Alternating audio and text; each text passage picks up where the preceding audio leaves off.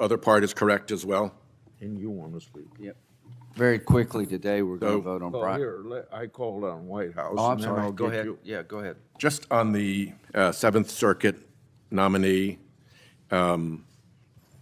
we are in a downward spiral in this committee, it seems to me, in which the Republican majority, when you have the majority, takes liberties with the traditional norms and procedures of the committee.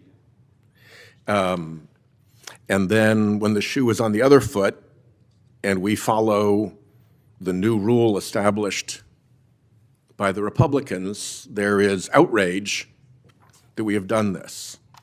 And I say this in the context of this committee unilaterally yielding to the executive branch our circuit court blue slip. The Seventh Circuit judge is coming without a blue slip from one of the Wisconsin senators. Hello, everyone. Welcome back to the channel.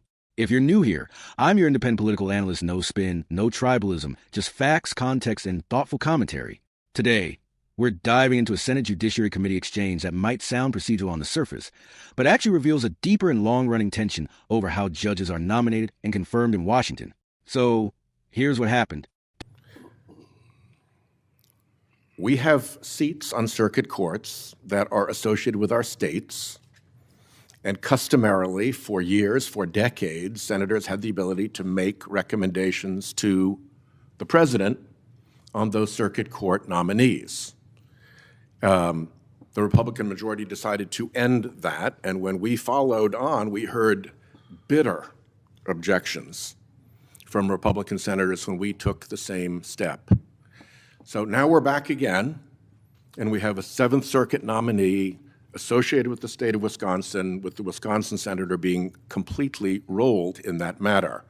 This is one of many instances of the degradation of this committee, but I think that just as a general proposition, when senators are handing back to the executive branch a power as significant as a blue slip on a circuit court nominee, and with respect to the recent Delaware nominee, there's no longer even necessarily a real connection to the state, let alone an approval by the state senator.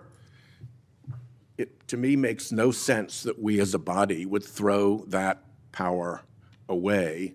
And I make this point now on this person because sooner or later, the winds will shift and the gavel will shift.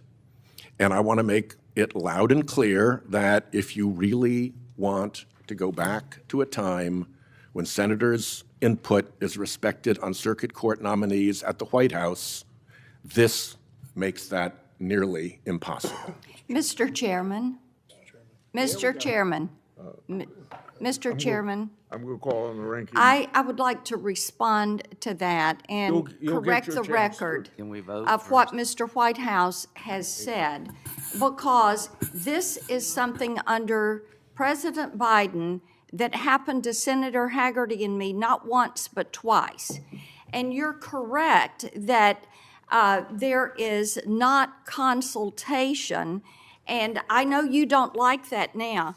And I see that Senator Durbin's staff is trying to inform him, but I will remind them, we corrected the record when this occurred and told you all you needed to stop pushing forward these judges without working with us. So shoes on the other foot. I plead with my Republican colleagues, if we want to get these nominations out, I said I would stay afterwards to hear anything you wanted to say. Senator Durbin. I will be brief. I want to associate myself with the remarks of Senator Whitehouse on the blue slip.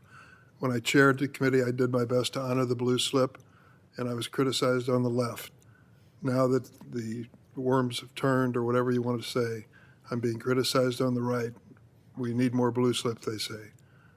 I just have to say it should apply in both circumstances. Now the remarks by Senator Graham. Very Very quickly, today we're going to vote on Brian Sterling to be the U.S. Attorney for the District of South Carolina. I know Brian for a long time. He graduated from the University of South Carolina School of Law. He was Nikki Haley's chief of staff. He was Assistant Attorney General in our state and spent 12 years in charge of the Department of Corrections, and he's in an interim status. I think he's just a really great choice, and urge our members to vote for him if you can. Okay, we got 25 minutes to get out to these nominations, so, well, the clerk will call the roll on Rebecca Tableson. Aye. During this committee session, several senators clashed over a judicial nominee for the Seventh Circuit Court of Appeals, specifically how that nomination process respected, or maybe ignored, something called the blue slip tradition. Now, if you're not familiar, the blue slip is an informal Senate custom that gives home state senators, meaning senators from the state, where a judge will serve a kind of veto power over judicial nominees. It's not a law, but it's been a long-standing courtesy between the White House and the Senate. And that tradition has been under fire for a while now. Senator Sheldon Whitehouse of Rhode Island was the first to speak out in this hearing. He didn't hold back. Whitehouse accused the committee of being stuck in what he called a downward spiral, where whichever party holds a majority bends the rules to its advantage. He pointed out that when Republicans control the Senate, they loosen the blue slip tradition, allowing judges to move forward without home state approval. But now, with Democrats in charge, Republicans are criticizing that very same approach. Whitehouse's larger point was this: the Senate, by ignoring its own traditions, is ceding too much power to the executive branch. In other words, the White House is gaining more say over judicial picks than the senators themselves.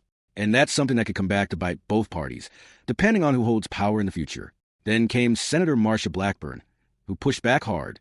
She reminded the committee that under President Biden, Republicans like herself and Senator Hagerty from Tennessee were also bypassed not once, but twice during the judicial nomination process. Her message was basically, if Democrats didn't insult us back then, they can't complain now when the same thing happens to them.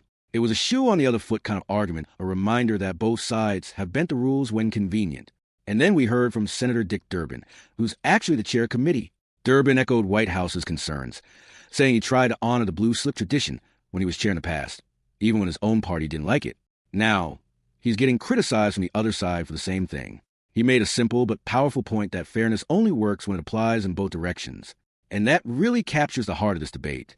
Is the Senate supposed to act as a check on executive power, or is it just another partisan battleground where rules shift depending on who's in charge?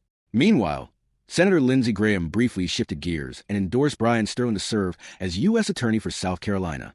He praised Sterling's record as a capable, experienced leader, highlighting his time as Nikki Haley's chief of staff and South Carolina's corrections director. It was a small moment of bipartisan calm in an otherwise tense session. So what does this all mean? Honestly, this debate might sound like inside baseball procedural talk about blue slips and nominations, but it's part of a much bigger issue. Each time the Senate changes hands, both parties tweak the rules just a bit more to get their judges through faster.